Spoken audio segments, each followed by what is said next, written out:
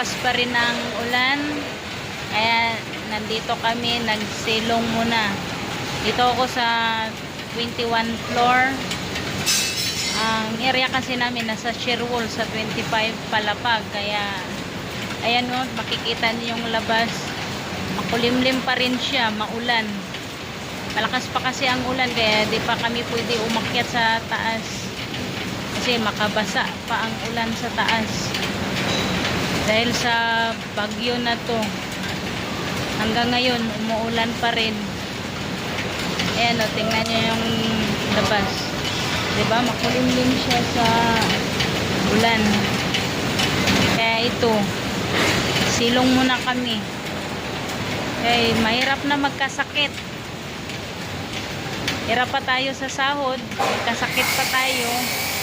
Ginawa na lang dito sa mga tao.